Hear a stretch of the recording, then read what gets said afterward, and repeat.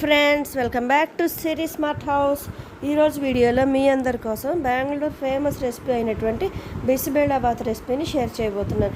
ఈ బిసిబెలాబాత్ రెసిపీని బెంగళూరులో చాలా ఇష్టంగా చాలా ఎక్కువగా తీసుకుంటూ ఉంటారు. రెసిపీని స్టార్ట్ చేసేద్దాం. దానికోసం ఈ విధంగా స్టవ్ మీద ఒక ప్యాన్ పెట్టుకొని హీట్ చేసుకోవాలి. ఇప్పుడు ఈ బిసిబెలాబాత్ని తయారు చేసుకోవడం కోసం మసాలా పౌడర్ని రెడీ చేస్తున్నాం. దానికోసం ఈ విధంగా ఒక 1 టేబుల్ స్పూన్ వరకు పచ్చిశనగపప్పుని యాడ్ చేసుకోవాలి.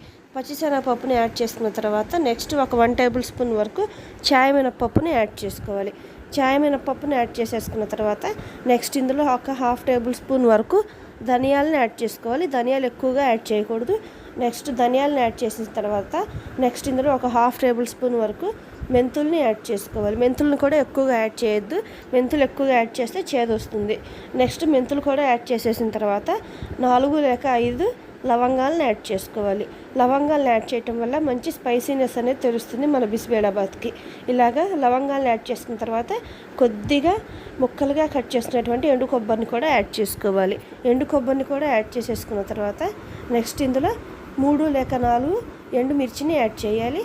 ఎండుమిర్చిని కంపల్సరీగా యాడ్ చేసుకోండి. ఎండుమిర్చిని యాడ్ చేసుకోవటం వల్ల బిసిబెలాబాత్కి మంచి ఫ్లేవర్ అనేది తెలుస్తుంది. ఇలా వీటన్నిటిని యాడ్ చేసేసిన తర్వాత లాస్ట్లో కొద్దిగా కట్ చేసుకున్నటువంటి దాల్చిన చెక్కను యాడ్ చేసుకోవాలి. దాల్చిన చెక్కను కూడా యాడ్ చేసేసుకున్న తర్వాత ఇప్పుడు నెక్స్ట్ ఇందులో కొద్దిగా కరివేపాకును యాడ్ చేసుకోవాలి. ఒక రెమ్మ కరివేపాకును యాడ్ చేసుకుంటే సరిపోతుంది. ఇలా యాడ్ చేసుకున్నటువంటి ఇంగ్రీడియంట్స్ అన్నిటినీ మనం ఆయిల్ అనేది ఏమాత్రం యాడ్ చేయకుండా డ్రైగా రోస్ట్ చేసుకోవాలి. మనకి కంప్లీట్గా ఒక 5 మినిట్స్ వరకు రోస్ట్ చేసుకోవాలి. రోస్ట్ చేసుకునేటప్పుడు కూడా స్టవ్ని సిమ్లో పెట్టుకొని రోస్ట్ చేసుకోండి. స్టవ్ హీట్ అనేది ఏమాత్రం హైలో ఉన్నా మనకి ఈ దినుసులు అనేవి మాడిపోయే ఛాన్స్ ఎక్కువగా ఉంటుంది. కాబట్టి కంపల్సరీగా స్టవ్ని సిమ్లో మాత్రమే పెట్టుకొని ఫ్రై చేసుకోండి. ఇలా నియర్లీ ఒక 5 మినిట్స్ పాటు వీటన్నిటిని ఫ్రై చేసుకున్న తర్వాత మనకి వీటన్నిటిని ఫ్రై చేస్తున్నప్పుడు వాటిలో నుంచి ఒక మంచి స్మెల్ అనేది తెలుస్తుంది. ఈ స్మెల్ అనేది వచ్చిందంటే మనకి ఫ్రై అయిపోయినట్లు అర్థం. అంతేకాకుండా దినుసుల యొక్క కలర్ కూడా చేంజ్ అయిపోయి గోల్డెన్ బ్రౌన్ కలర్లోకి చేంజ్ అయిపోతాయి. ఇలా ఫ్రై చేసుకున్నటువంటి ఇంగ్రీడియంట్స్ అన్నిటిని మనం ఒక 5 మినిట్స్ పాటు అలా వదిలేస్తే ఇవన్నీ కంప్లీట్గా కూల్ అయిపోతాయి. ఇలా వీటన్నిటిని కూల్ చేసేసుకున్న తర్వాత నెక్స్ట్ ఒక మిక్సీ జార్ని తీసుకొని వీటన్నిటిని ఆ మిక్సీ జార్లోకి యాడ్ చేసుకోవాలి. యాడ్ చేసేసుకొని మనం వీటన్నిటిని కంప్లీట్గా కోర్స్గా బ్లెండ్ చేసుకోవాలి. ఇలా ఇంగ్రీడియంట్స్ అన్నిటిని యాడ్ చేసేసుకున్న తర్వాత ఇందులో మనం ఈ టైంలో ఒక 1/2 టేబుల్ స్పూన్ వరకు ఇంగువని యాడ్ చేసుకోవాలి. ఇంగువని కంపల్సరీగా యాడ్ చేసుకోవాలి. ఇంగువని యాడ్ చేయటం వల్ల బిసిబెలాబాత్కి మంచి అరోమా అనేది తెలుస్తుంది. ఇలా వీటన్నిటిని యాడ్ చేసుకున్న తర్వాత కోర్స్గా బ్లెండ్ చేసుకోవాలి. కంప్లీట్గా కోర్స్గా మాత్రమే బ్లెండ్ చేసుకోండి. ఏమాత్రం ఫైన్గా బ్లెండ్ చేసినా మనకి బిసిబెలాబాత్ పౌడర్ని రైస్లో యాడ్ చేసినప్పుడు ఏమాత్రం దాని యొక్క ఫ్లేవర్ అండ్ స్మెల్ అనేది తెలియదు. నెక్స్ట్ స్టవ్ మీద ఒక బౌల్ని పెట్టుకొని అందులో ఒక 1/2 కప్ వరకు ఫ్రెంచ్ బీన్స్ని యాడ్ చేసుకోవాలి. నెక్స్ట్ ఇందులో మనం ఒక 1/2 కప్ వరకు క్యారెట్స్ని యాడ్ చేసుకోవాలి. అంతేకాకుండా ఈ క్యారెట్స్ ఫ్రెంచ్ బీన్స్ని పొడవుగా కట్ చేసుకొని యాడ్ చేసుకోండి. వీటన్నిటిని మనం స్టవ్ ఆన్ చేయకముందే యాడ్ చేసుకోవాలి. నెక్స్ట్ ఒక 1/2 కప్ వరకు ఆకుపచ్చ బఠానీలని యాడ్ చేసుకోవాలి. బిసిబెలాబాత్ తయారు చేసుకోవడం కోసం ఈ 3 వెజిటబుల్స్ అన్నిటిని కంపల్సరీగా యాడ్ చేసుకోవాలి. ఈ 3టిని యాడ్ చేసిన తర్వాత స్టవ్ ఆన్ చేసుకొని ఈ 3టిని మునిగిపోయే వరకు వాటర్ని యాడ్ చేసుకోవాలి. ఇలా వాటర్ని యాడ్ చేసుకొని వీటిని 3టిని నియర్లీ ఒక 2 to 3 మినిట్స్ వరకు కుక్ చేసుకోవాలి. దానికోసం ముందుగా ఒకసారి 3 ఇంగ్రీడియంట్స్ని వాటర్లో యాడ్ చేసుకున్న తర్వాత ఒకసారి ఈవెన్గా మిక్స్ చేసేసుకొని ఒక 2 మినిట్స్ వరకు కుక్ చేసుకోవాలి. ఇలా కుక్ చేసుకున్న తర్వాత ఇందులో మనం ఒక 1/4 టీ స్పూన్ వరకు పసుపును యాడ్ చేసుకోవాలి. పసుపును కూడా యాడ్ చేసుకున్న తర్వాత తిరిగి ఇంగ్రీడియంట్స్ అన్నిటిని ఒకసారి మళ్ళీ మిక్స్ చేసుకోవాలి. ఇలా మిక్స్ చేసుకోవడం వల్ల పసుపులో ఉండేటువంటి కలర్ అనేది వెజిటేబుల్స్కి బాగా పడుతుంది. ఇలా పసుపును యాడ్ చేసుకొని మిక్స్ చేసుకున్న తర్వాత నెక్స్ట్ ఇందులో మనం చింతపండు రసాన్ని యాడ్ చేసుకోవాలి. చింతపండుని మనం నియర్లీ ఒక 1/2 an hour బిఫోర్ నానబెట్టించుకొని రసంగా పిండుకొని యాడ్ చేసుకోవాలి. నేను వచ్చేసి ఇక్కడ తీసుకున్నటువంటి చింతపండు ఒక నిమ్మ చెక్క సైజులో ఉండేటువంటి చింతపండును తీసుకొని నానబెట్టేసుకొని దానిలో ఉండేటువంటి రసం మొత్తం పిండుకొని యాడ్ చేసేసుకున్నాను.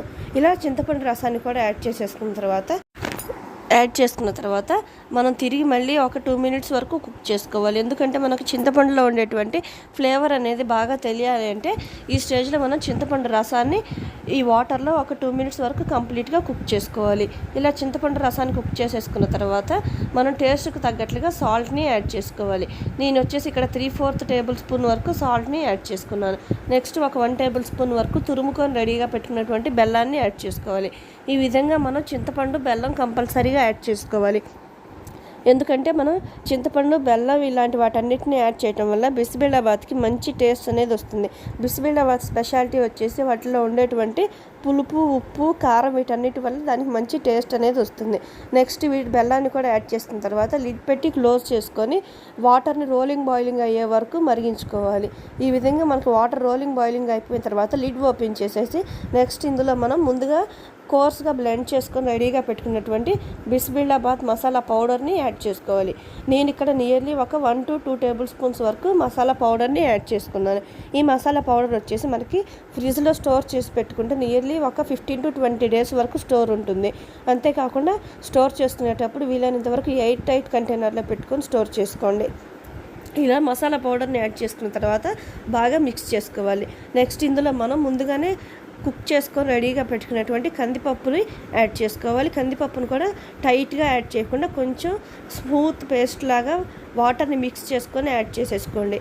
ఇలా కందిపప్పుని యాడ్ చేసుకోవటం వల్ల మనకి బిసిబెలాబాత్కి గ్రేవీ అనేది రెడీ అవుతుంది. ఇలా కందిపప్పుని యాడ్ చేసేసుకున్న తర్వాత ఒకసారి బాగా మిక్స్ చేసుకోండి. ఇలా మిక్స్ చేసుకొని నియర్లీ ఒక 2 మినిట్స్ వరకు లిడ్ పెట్టి క్లోజ్ చేసుకోవాలి. ఇలా లిడ్ పెట్టి క్లోజ్ చేసుకోవటం వల్ల కందిపప్పు కూడా ఈ ఇంగ్రీడియంట్స్ యొక్క ఫ్లేవర్ అనేది పర్ఫెక్ట్గా మిక్స్ అయిపోతుంది. ఇలా మిక్స్ అయిపోయిన తర్వాత ఒకసారి మళ్ళీ మిక్స్ చేసుకొని మనం దీంట్లో ఇప్పుడు ముందుగానే కుక్ చేసుకొని రెడీగా పెట్టుకున్నటువంటి రైస్ని యాడ్ చేసుకోవాలి. మనం రైస్ని కంపల్సరీగా కుక్ చేసుకొని యాడ్ చేసుకోవాలి. నేను వచ్చేసి ఇక్కడ నియర్లీ ఒక 1 ఫుల్ కప్ వరకు రైస్ని తీసుకొని యాడ్ చేసుకుంటున్నాను. అంతేకాకుండా రైస్ని కుక్ చేసిన తర్వాత కంప్లీట్గా చల్లార్చుకొని యాడ్ చేసుకోండి.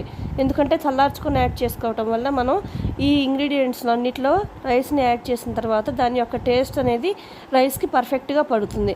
అంతేకాకుండా రైస్ని కంపల్సరీగా కుక్ చేసుకొని మాత్రమే యాడ్ చేసుకోండి. కుక్ చేయకుండా రా రైస్ని యాడ్ చేస్తే మనం ఇంగ్రీడియంట్స్లో యాడ్ చేసిన తర్వాత రైస్ అనేది కుక్ అవ్వదు. సో ఇలాగ రైస్ని యాడ్ చేసేసుకున్న తర్వాత మనం వీటిని కాసేపు పక్కన పెట్టుకుందాం. వేరే స్టవ్కి చేంజ్ చేసుకుందాం. నెక్స్ట్ వేరే స్టవ్కి చేంజ్ చేసుకున్న తర్వాత మనం ఈ బిసిబెలాబాత్ కోసం తడకాన్ని రెడీ చేసుకుందాం. దానికోసం స్టవ్ మీద ఒక ప్యాన్ పెట్టుకొని దాంట్లో ఒక 1 or 2 టేబుల్ స్పూన్స్ వరకు నెయ్యిని యాడ్ చేసుకోవాలి. మనం ఈ బిసిబెలాబాత్కి తడకాను తయారు చేసుకోవడం కంపల్సరీగా నెయ్యితోనే తయారు చేసుకోవాలి. ఆయిల్తో తయారు చేస్తే టేస్ట్ బాగుండదు. నెక్స్ట్ ఇలా నెయ్యిని యాడ్ చేసుకున్న తర్వాత ఒక 1/2 టేబుల్ స్పూన్ వరకు ఆవాల్ని యాడ్ చేసుకోవాలి. నెక్స్ట్ ఒక 1/2 టేబుల్ స్పూన్ వరకు చాయ్ మినపప్పుని యాడ్ చేసుకోవాలి. నెక్స్ట్ ఒక 1/2 టేబుల్ స్పూన్ వరకు జీరాని కూడా యాడ్ చేసుకోవాలి. ఈ మూడింటిని యాడ్ చేసేసుకున్న తర్వాత నెక్స్ట్ ఇందులో మనం కొద్దిగా ఎండుమిర్చిని యాడ్ చేసుకోవాలి. నేనైతే ఒక ఎండుమిర్చిని యాడ్ చేసుకున్నాను. ఎండుమిర్చిని యాడ్ చేసుకున్న తర్వాత ఒక రెమ్మ కరివేపాకుని యాడ్ చేసుకోండి. ఒక రెమ్మ కరివేపాకు యాడ్ చేసుకుంటే సరిపోతుంది. ఇలా కరివేపాకును కూడా యాడ్ చేసుకున్న తర్వాత నెక్స్ట్ 5 నుంచి 6 జీడిపప్పుని యాడ్ చేసుకోండి. జీడిపప్పును కంపల్సరీగా యాడ్ చేసుకోండి. జీడిపప్పు వల్ల మనకి మంచి టేస్ట్ అనేది తెలుస్తుంది. నెక్స్ట్ ఇలా వీటన్నిటిని యాడ్ చేసుకున్న తర్వాత వీటన్నిటిని గోల్డెన్ బ్రౌన్ కలర్ వచ్చే వరకు ఫ్రై చేసుకోండి. ఫ్రై చేసుకున్న తర్వాత స్టవ్ ఆఫ్ చేసేసుకొని వీటిని కూల్ చేసేసుకోండి. ఇప్పుడు మనం ఇందాక కుక్ చేస్తున్నటువంటి రైస్ని ఒకసారి చెక్. ఇప్పుడు కనుక మీరు రైస్ని చూసినట్లయితే కంప్లీట్గా ఈ వాటర్లో మిక్స్ అయిపోయి కుక్ అయిపోయి ఉంటుంది. ఎందుకంటే మనం ఆల్రెడీ రైస్ని కుక్ చేసుకొని యాడ్ చేసుకున్నాం కాబట్టి చాలా ఫాస్ట్గా రైస్ కుక్ అయిపోతుంది. ఇలా రెడీ అయిపోయినటువంటి బిసిబెలాబాత్ని వేరే ఒక బౌల్లోకి డిష్ అవుట్ చేసుకొని సర్వ్ చేసుకోవటమే. సర్వ్ చేసే ముందు మనం ఇందాక ఫ్రై చేసుకొని రెడీగా పెట్టుకున్నటువంటి తడకాని యాడ్ చేసుకోవాలి. తడకాని మనం కంపల్సరీగా నెయ్యితో మాత్రమే ఫ్రై చేసుకోవాలండి. ఎందుకంటే ఇలా తడకా నెయ్యిలో యాడ్ చేసుకొని ఫ్రై చేసుకోవటం వల్ల మనకి బిసిబెలాబాత్కి చాలా మంచి టేస్ట్ అనేది యాడ్ అవుతుంది.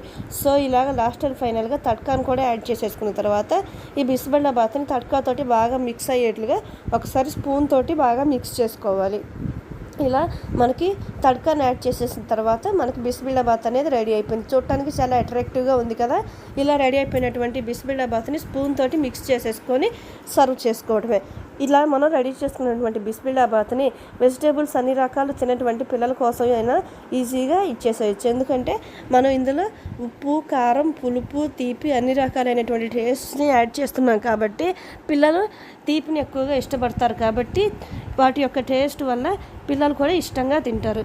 సో ఇలా రెడీ చేసుకున్నటువంటి బిసిబెల్లాబాత్ని మనం పెద్దల వాళ్ళకి ఇచ్చేటప్పుడు చిప్స్తో కానీ, బూందీతో కానీ, రైతాతో కానీ ఈ మూడింటి కాంబినేషన్లో ఏది ఇచ్చి టేస్ట్ చేసినా సూపర్గా ఉంటుంది దాని టేస్ట్ అనేది. సో ఇది ఫ్రెండ్స్ ఇవాళ వ్లాగ్. మీకు నచ్చినట్లయితే like, share, comment and subscribe to my channel series smart house. Thank you for watching.